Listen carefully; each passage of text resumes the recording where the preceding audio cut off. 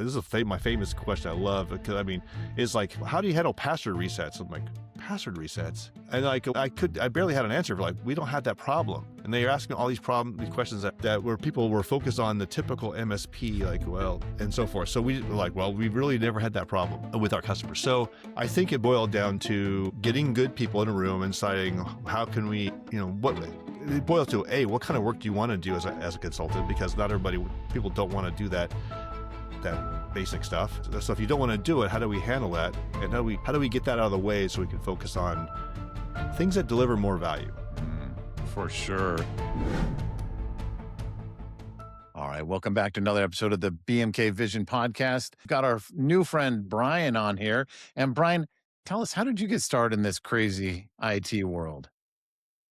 Yeah, well, I've been with IT since college. That's where I started. But when I got into the MSP business or into the IT service business, I was working for a number of startups. And, in the startup world is awesome. I don't know anybody on this listen to the podcast. If you've been on a startup, you learn lots. I was VC funded startups, and they didn't succeed because they were shooting for the moon on some new technology. But I felt that the IT services were always great. I mean, they worked really well. So I wanted to build a business that is based on my services and not someone else's. So that's took the plunge and started an IT company 19 years ago. 19 years ago. Okay. So that checks out. Startup world in the late 90s, and then said, forget it, I'm doing my own thing. Yeah. So startup, based on, and it's low barrier, consulting is low barrier, doesn't take a lot of cash to start off. It just takes some guts. That's for sure. We've got a long time client, like 2008, and he did I think some sort of banking, and then in the late 90s he was involved in a lot of startups, and then he started his MSP probably in 99, 2001, somewhere in there, and his whole career has been just working startups. He's out in Silicon Valley area, so almost all of his clients are startups, and man, talk about just a roller coaster of VC and all the mergers and failures and everything in between. That's true of us too. Our first number of clients were all startups. We still have quite a few startups in different industries. So it could be really great. Or it could also be they fail. It could be that they get acquired, and then maybe you lose them because they got acquired by a multinational mega company, and they don't need the services anymore. But it's great to be part of that, I think. I think so too. And we have a peer group, peer team organization that he's been a member of, continuously forever. And one of the things he gets teased about a lot being in Silicon Valley and obviously California is, we'll be talking about rates. We'll be talking about, cost of labor, and, everyone will be having a similar conversation. He's like, guys, in my market, it's different. So every time he says anything, he gets teased. Yeah, we get it. Your market's different. But this last few years, we all get what he's talking about. What he has been observing is now happening more widespread, which is my clients are already technology savvy. They already know what tech they want. They know what they want it to do. So we have to reach much deeper in what kind of value we add. So I can't put a, low level tier 2 tech in there. The clients already know more than this guy. He's got to add more value. And I think as we look at the last several years in particular, and maybe even the last year specifically, the traditional things that MSPs that we've done for our clients, it's becoming table stakes pretty quick and at a rapidly accelerating rate. Do you agree or concur with that?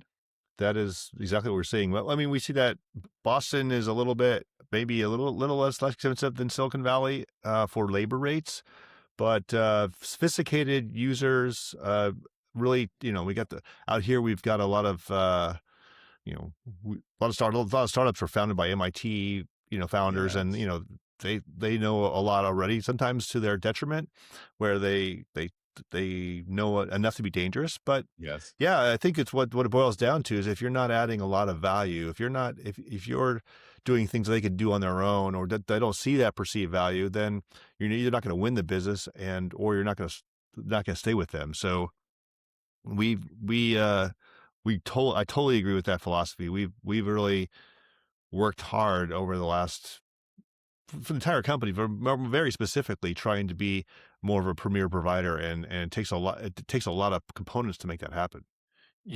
And that premier provider, comment is so interesting to me because I'll call it real bluntly, anytime I've met with an MSP or chatted with a stranger MSP or had a client as MSP, for the last decade and a half, they all want to say, we're not like other MSPs. Like every MSP says we're not like other MSPs. Mhm. Then you dig in and it's like, oh, you just said the same exact talk track. Now I'm glad it's unique to you. I'm glad you feel special. You treat yourself special. I love it. But they like to talk about advisory. They like to talk about consulting their clients, being part, you see it at the table. And when we stripped it down, it's like, no, you don't. You Mhm. don't. You're still talking uptime, accessibility, security, which are all critical. They're so important, but that's what everyone's doing. You and I had the opportunity to talk a few months ago where you're the one in 100 that you say, we do things a little different, premier agency. I actually believe you. And that's why I'm so excited to talk to you. What was kind of the moment where you said, "Hey, we're not just gonna talk about adding different value. We're actually gonna start adding different value." What was that moment like, or what did you see that you said, "We have to do this," or, "We want to do this?" Yeah, well, I think, like a lot of MSPs, you started at least we started with saying, well, if we'll do whatever our customer wants. When you start a business, like they say, yeah, wash my car. He's like, great, here's my Sure. hourly rate. And then Yes. you kind of get your service catalog together and figure out what you want to do. And then you realize, well, the MSP model really is to me, the fundamental part of it was recurring services. Mhm. And so, we never quite fit in with with that model in some of the per device or per trying to drive they were driving towards the bottom. How cheap can we provide this? And there that whole aspect. But what really, if I zoom out to your question, what it boils down to is we made a conscious decision to hire people that are way smarter than me, way more talented. So on average, for example, we have 24 years of experience is the average. If you took all of our employees and said, what's the average amount of experience? So these people really came in, they've seen it, they've done it, they wrote a book on it. And so when you say, well, what's the best thing we can do for our customers, or how can we deliver value? They weren't saying, well, we need to have better ticket system. They were saying, we need to we need to make this so it doesn't never breaks, or that it's easy to do, or they can focus on their business. And so when you get people in a room and saying, well, how do we? It wasn't necessarily a me decision. It was part of our culture that we Mhm. wanted to do this, and it didn't happen overnight. Because in the end of the day, when you meet with a customer, they say they're going to compare us with MSPs. Well, so what's your ticket resolution, or what is your, uh, how do you handle? This is my famous question. I love because I mean, it's like how do you handle password resets? I'm like, password resets, Mhm. and I barely had an answer for, like, we don't have that problem, and they're asking all these questions that where people were focused on the typical MSP, like, well, and so forth. So we were like, well, we really never had that problem Mhm. with our customers. So I think it boiled down to getting good people in a room and deciding how can we, what it boils to, a, what kind of work do you want to do as a consultant? Because not everybody, people don't want to do that basic stuff. And so if you don't want to do it, how do we handle that? And how do we get that out of the way so we can focus on things that deliver more value? Mhm. For sure. And when I think about where we are today and probably the last 6 months, um, I don't get offended or bothered when people say AI and automation. I think it's if you're making fun of it or using it as a punchline, or rolling your eyes when your client asks you about it, I just think you're flat out wrong. And so when I have these conversations and hear people talk about it, um, I get really, really excited 'Cause what I think I observe is the owners of an MSP are typically very, very smart. They've been playing in their business world quite a bit, and they have more value to add to their clients than sometimes they even recognize. Now, whether that Sure. follows down to the rest of the team, your case, certainly sounds like it does. But I think a stopping point for a lot of folks is, well, as an owner of an MSP, what would I even do with a client? What conversation could I really add value to? What could I bring?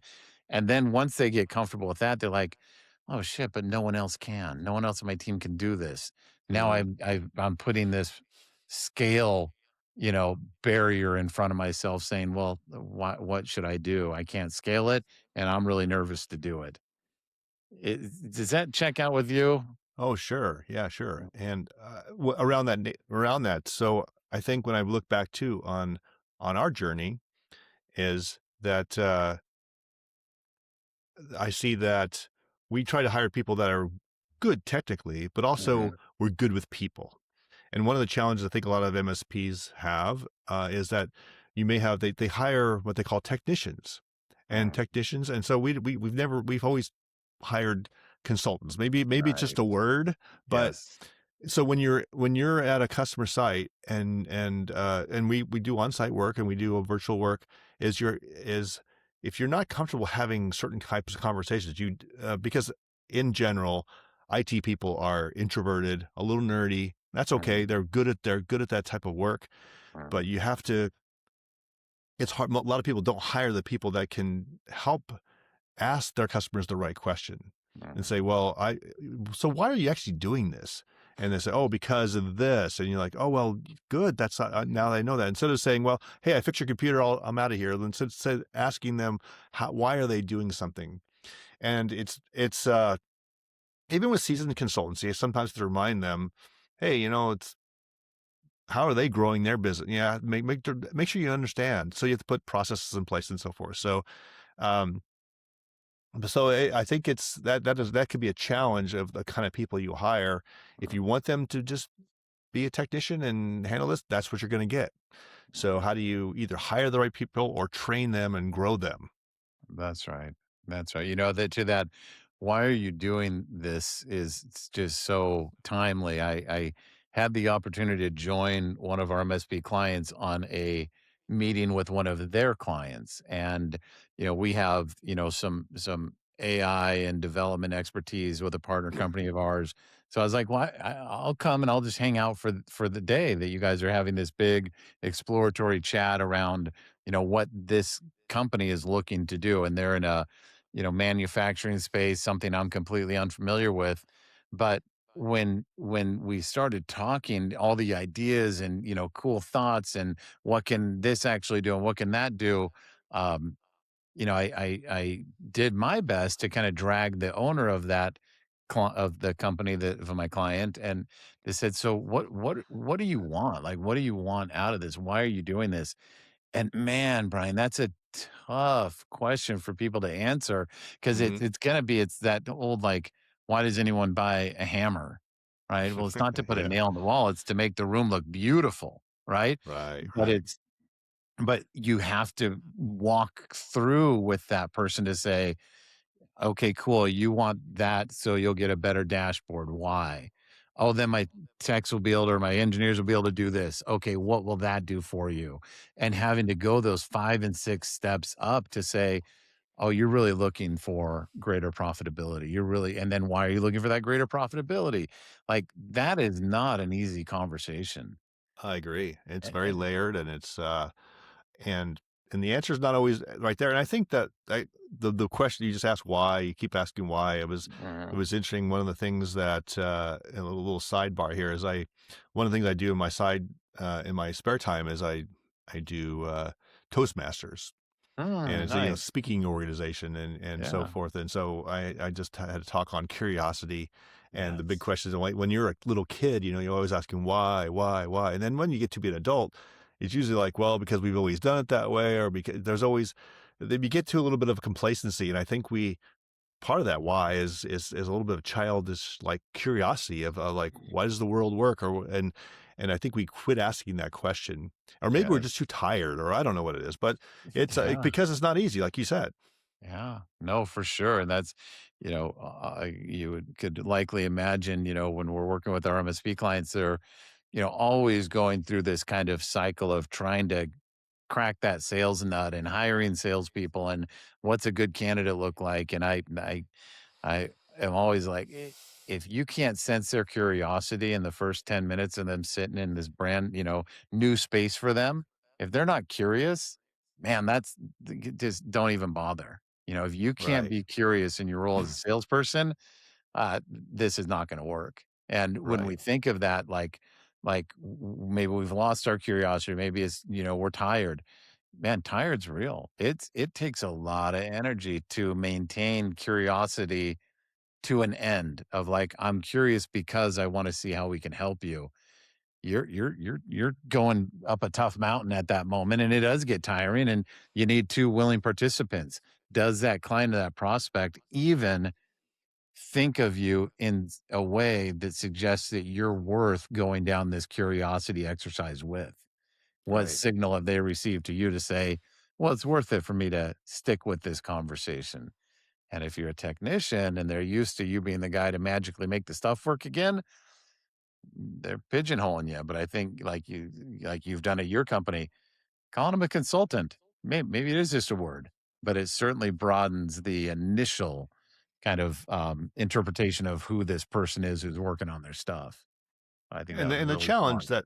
that the challenge a lot of the, people that approach it that way, the technician approach, is that their customers, like, let's say you have a lot to offer. Maybe you have yourself and a couple of higher end people who could really do some high value work, but your Uh, customer's not going to ask for that because they see you in a certain light. uh, And what we've had to do over time, as we had, it was interesting. There were some really there's some points, checkpoints along the way when we talked about recurring services. There was time we said, well, listen, I don't know, it was a long time ago. We said we are only going to do recurring contracted work. That was the kind of the move into managed services, if you will.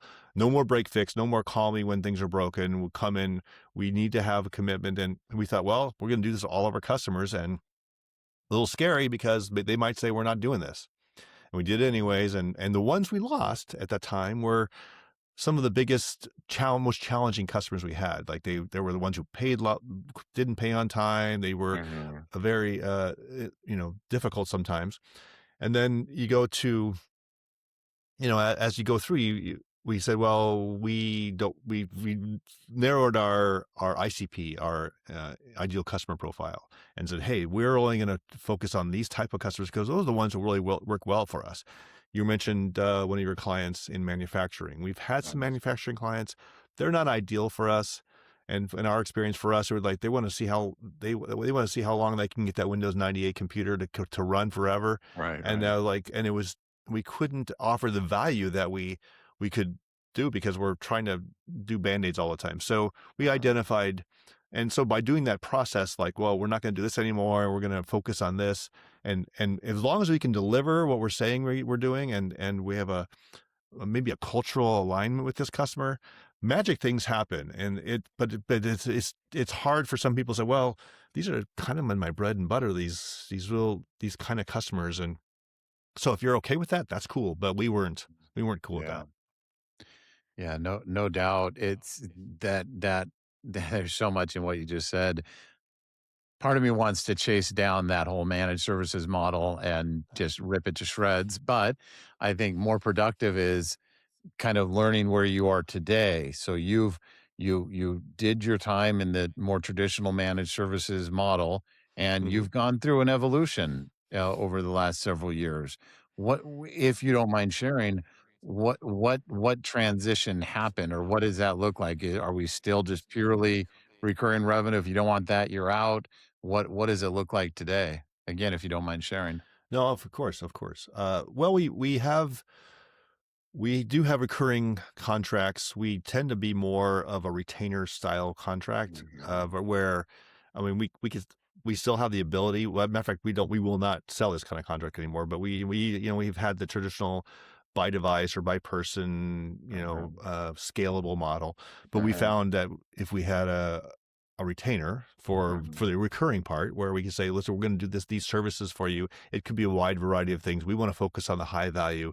So there's in the back end, we have some of these tools that'll be available. But projects are fine. Projects are great to they're great sales tool, an assessments type of thing, and also Mhm. you can really scope the deliverable for the customer. You listen to what they want. You can, and as long as you keep delivering. So we do both.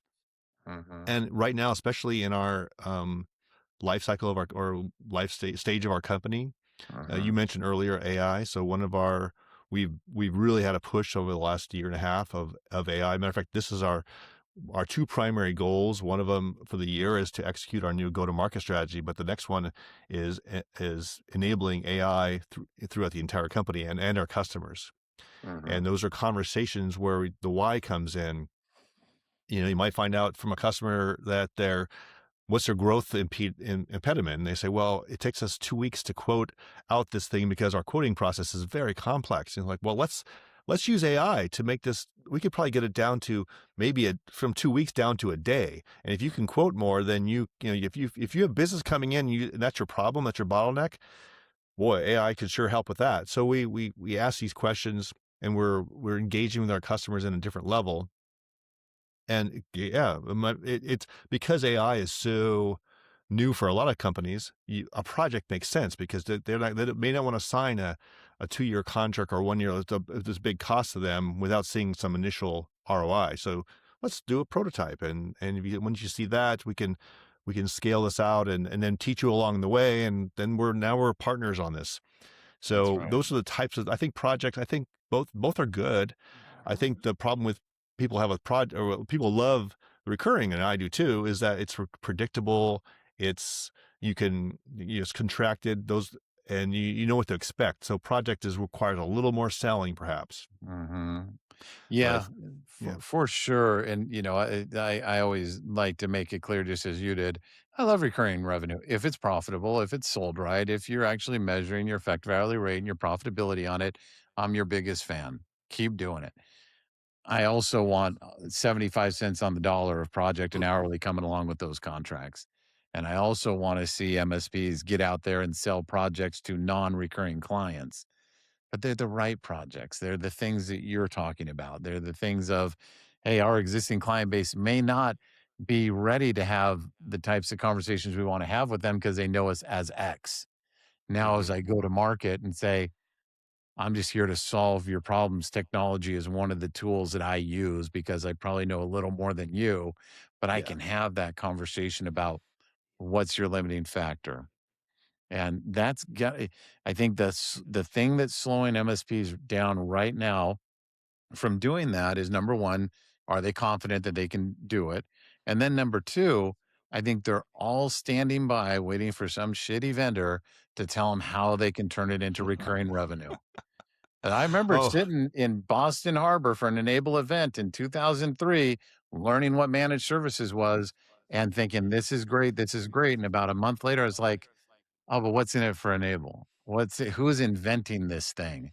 They, the people trying to sell you more licenses and what they do a massive propaganda campaign for the last 20 years saying hourly and project is bad, it's dead, and everyone's selling a bunch of really weak managed services contracts. oh yeah, you hit a hot button for me. Is So we used to go to a lot of the big conferences, the Datto, that Autotask, Mhm. whatever, and you go to the whole vendor show, and it's.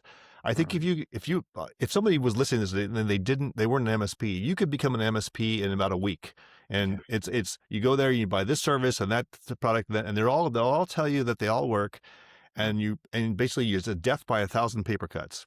And Yes. then, and so I've talked to so many, I have colleagues that I talk to them and I say, well, they have this product, this product, this product. And I say, well, how's it working for you? Well, we're not quite done implementing this one and this one. And so they one, they don't spend the time to make, is it the problem with the product or the implementation? And B, they hear that from the shows, they come back and say, yeah, I bought this new license for this and it's going to solve all my problems. Yeah. And that's rarely the case. Yeah. There's some fundamental things you need to track your work, to deliver value. But but I think it's so you're right.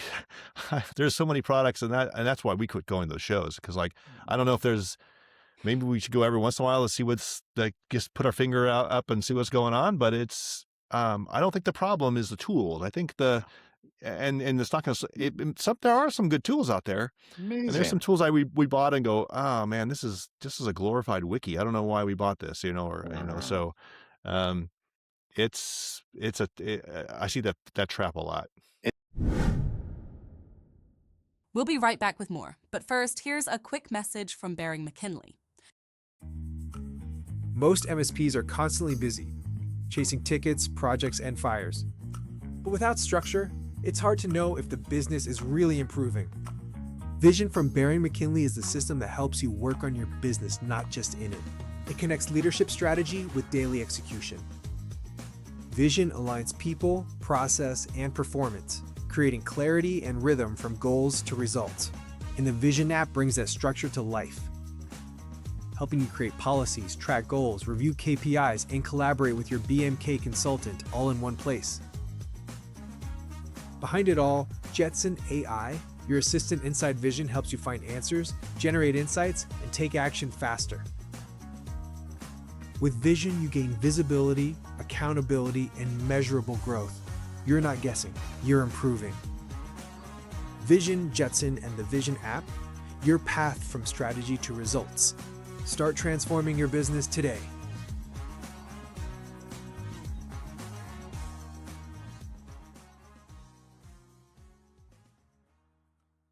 All right, let's get back to the conversation.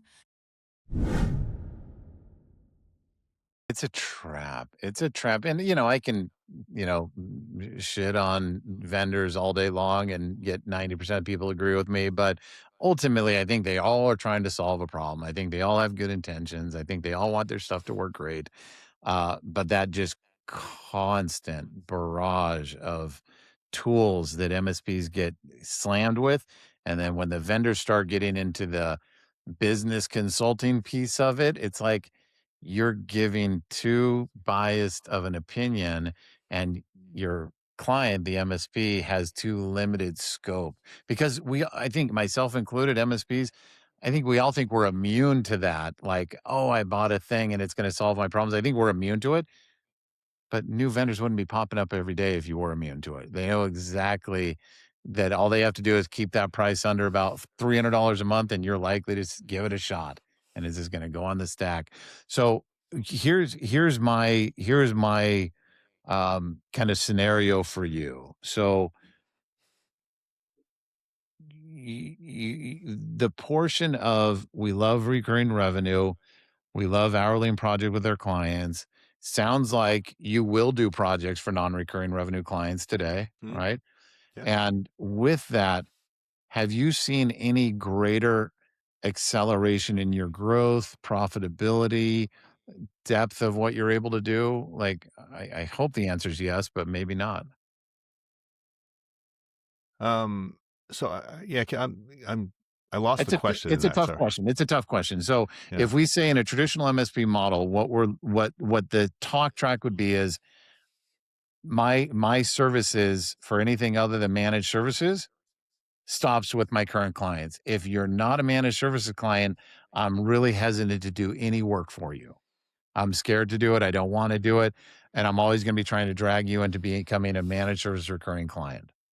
So the question to you becomes, sounds like you've already crossed that and you will do projects for non-recurring clients. Is that true? That's correct. Yeah. Okay. Yeah. And since you made that decision, has that had a positive impact on your revenue growth or your profit growth?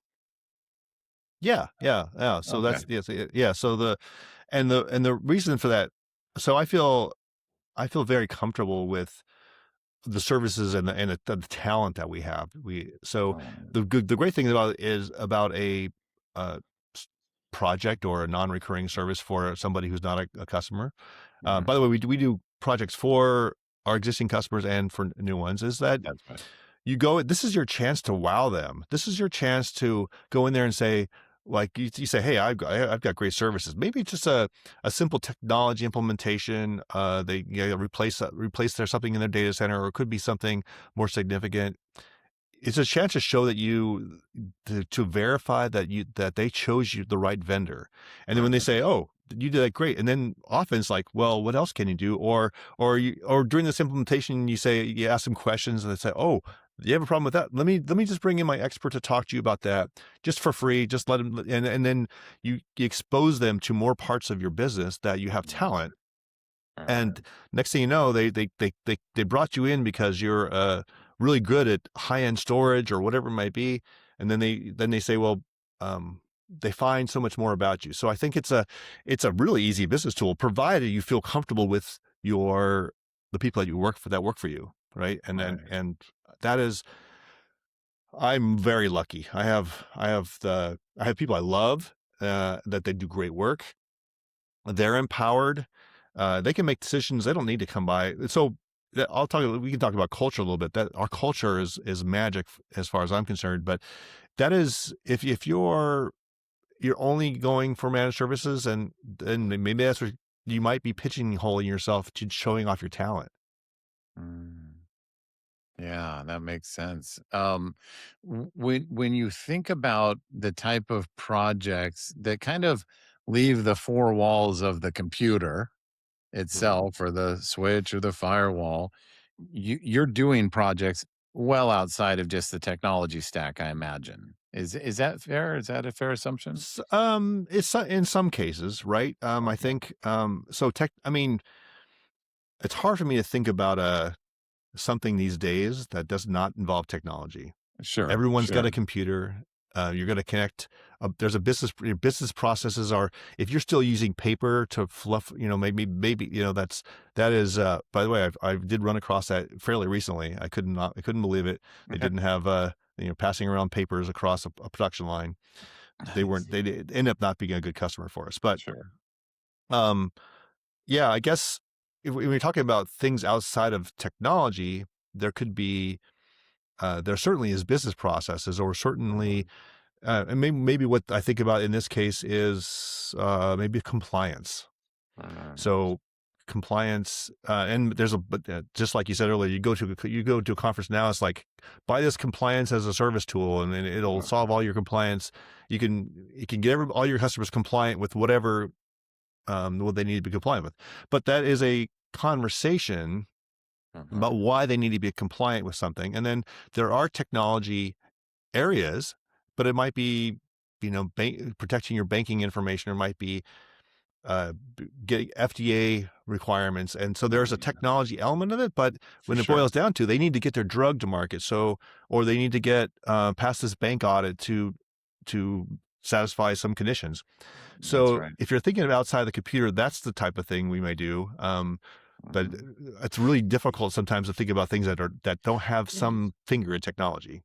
For sure, and I think if I was gonna better frame that question, it would really be around I think our magic or your magic being an IT, expert is that solving the business problem with technology. So, if I was gonna ask that question different, I would say, do you find that you're having more business conversations with your clients that don't start at the "My computer doesn't work, my network doesn't feel secure."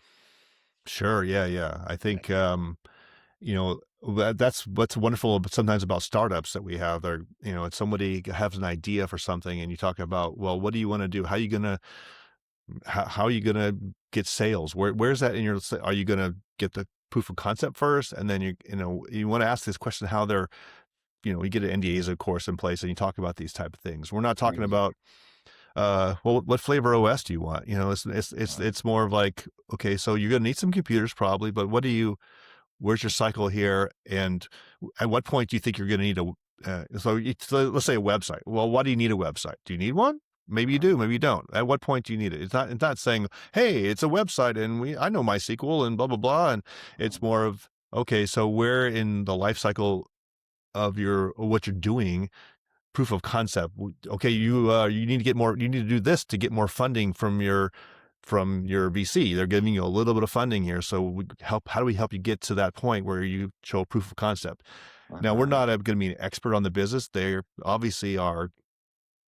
They got money from an investor or not for showing something they can do in their field, right? Mhm. And so we can enable that. We can make sure there's no barriers in place that if around that. But um, I love having those conversations. It's like it's sales. It's sales. That's what I particularly love. I love people who are doing interesting things, and I think as an MSP, regardless of who you are, you're encountering so many amazing businesses that you never even knew existed.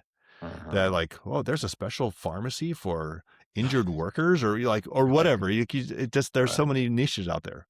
I don't know if I That's answer right. your question, but Yeah, for sure, for sure. I have these kind of visions and ideas of where what an MSP might look like in another 5 or 10 years, and I think there's some strong signal that technicians, folks that you're calling consultants, their knowledge or who that person is, I think changes radically in the next 5 years. I think now we're looking at fresh out of college, those business analyst type kids, those kids that are strong. The table stakes is you understand technology, you know how to set up a Claude bot, you understand the different AI models. And where we as the IT firm leverage you is to go have that business conversation with the client, to go talk about sales, talk about, sales cycles, talk about marketing initiatives, talk about, challenges in understanding the financials of your client's business. And then using all of that to say, now, I understand it. And maybe there's some process conversations we should have. And maybe there's some conversations around how technology, what pieces of technology can aid in you getting better. I think that's where we go. And I had yeah. another. Yeah, go ahead. I was gonna say is what it made me think about was, I guess we thought about some of the graduates out there now, and because the AI tools and vibe coding, and Mhm. it's really interesting.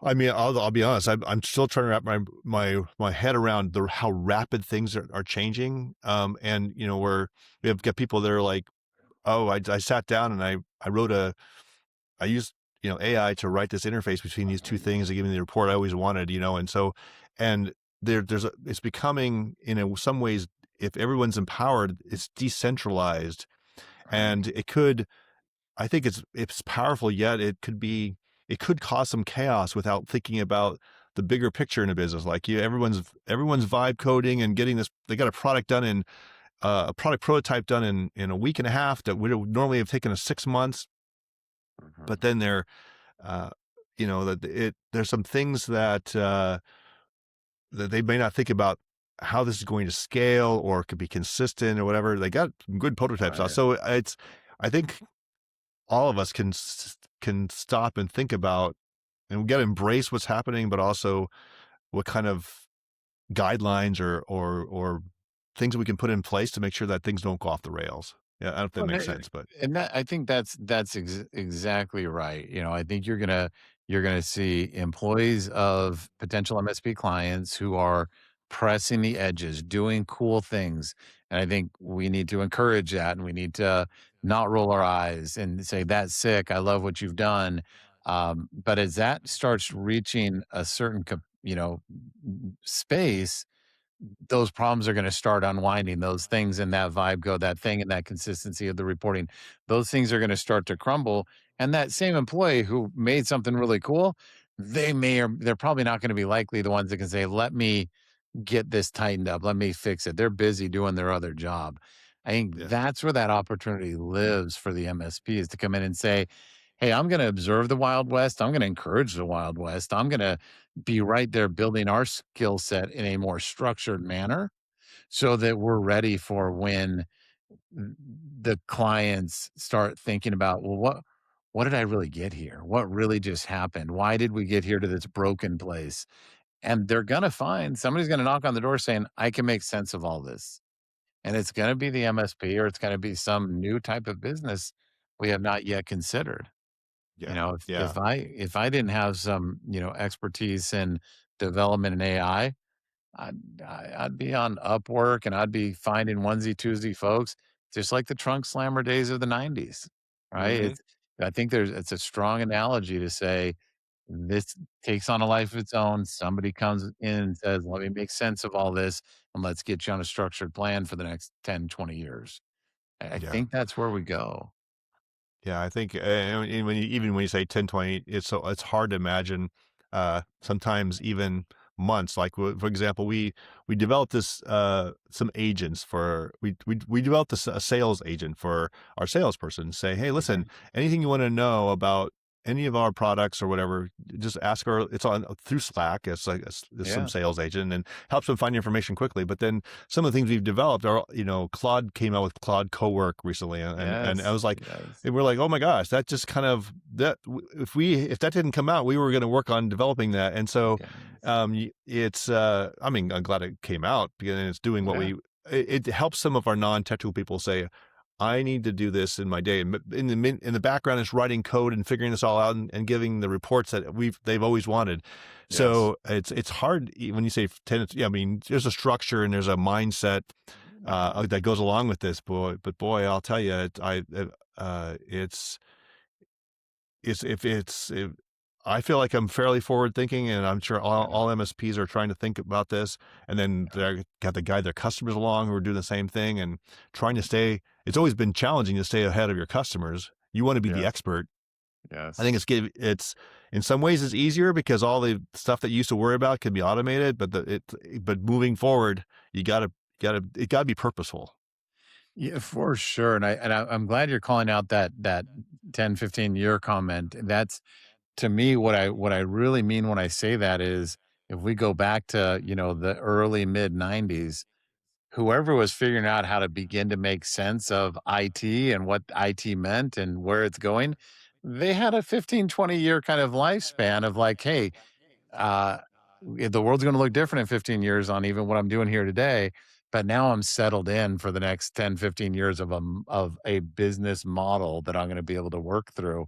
I think that's similar to my comment around the 10 or 15 years of watch it evolve, help it evolve, and then find the business model that you're gonna be able to run for the next 10 or 15 years, and who knows?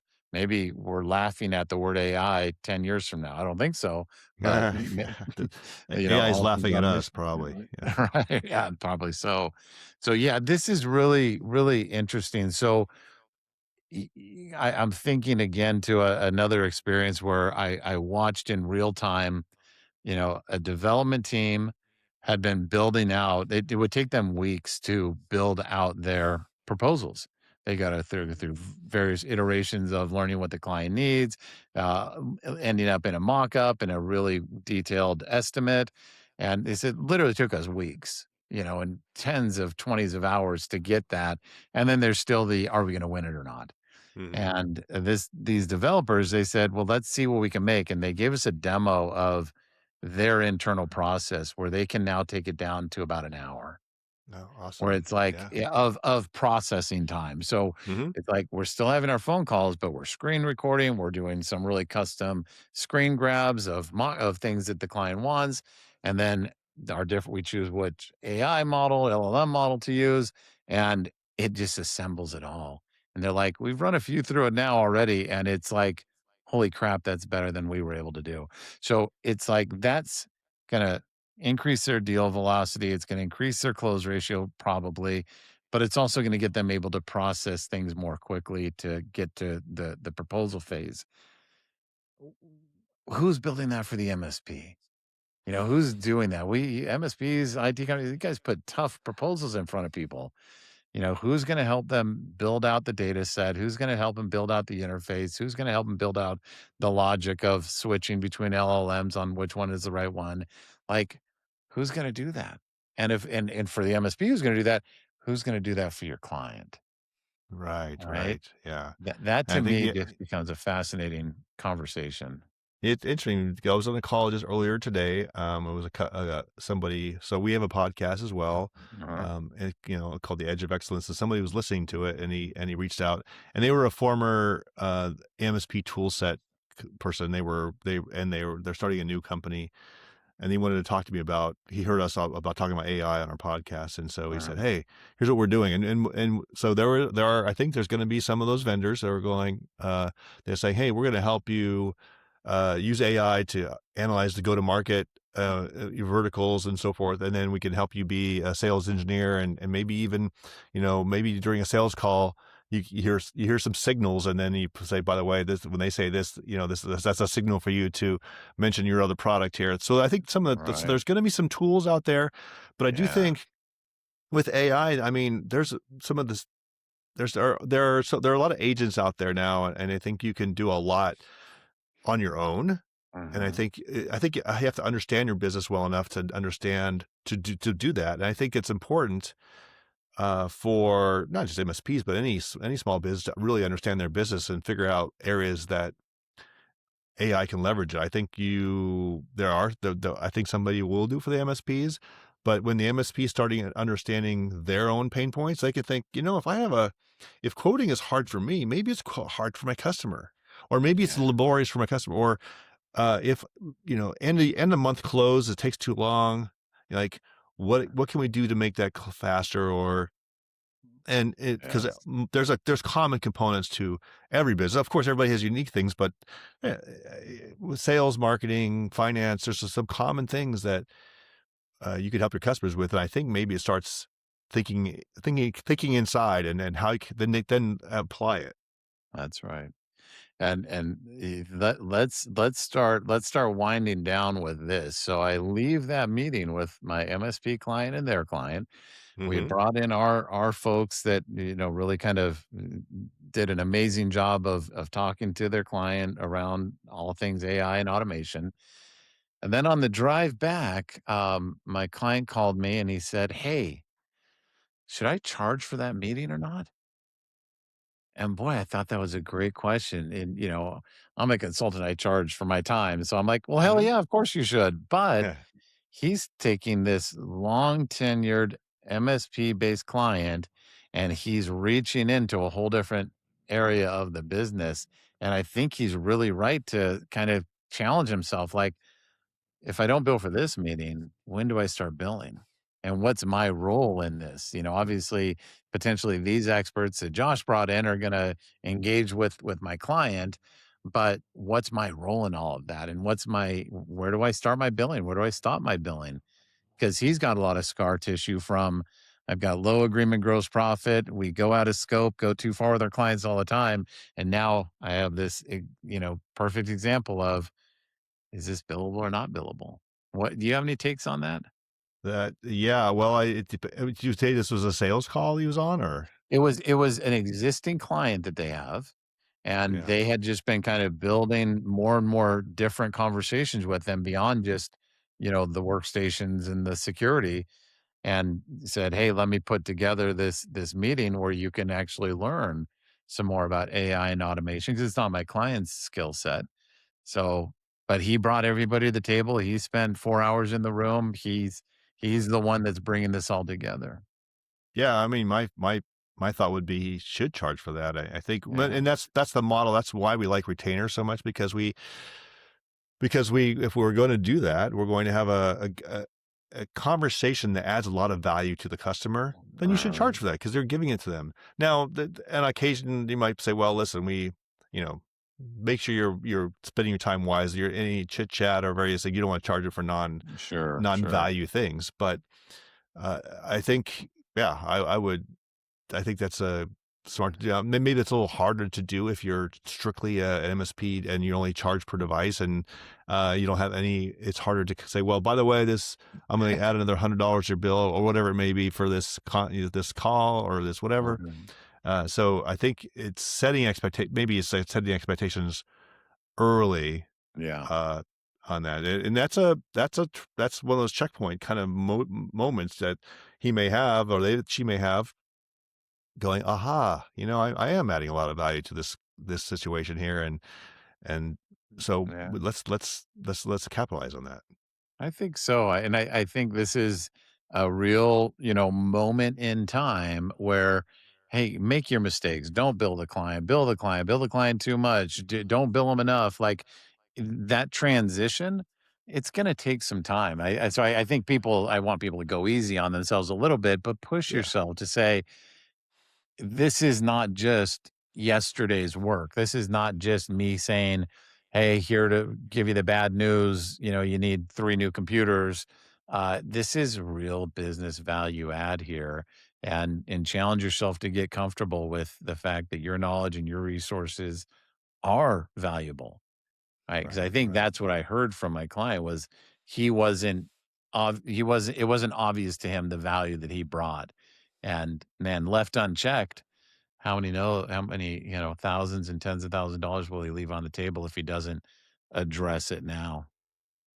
Yeah, and he gets used to. I mean, I think it goes along with the type of people too. I think it's one advantage and one thing I found useful very early in the when I first started the company was I could say, well, my company charges this. It was really hard for me to say I charge this, Yeah. you know, and Yes, because I was like, I don't know if I, if I say my company yes, charges this, even though it might be just me, and so yes, there's that kind of getting out of that, going, well, eventually, like as you go up and you say, well, okay, it is my company, but it is me, and so you feel gotta be feel comfortable that your time has value. yes, yes, that's exactly right. My company, yes, I love that.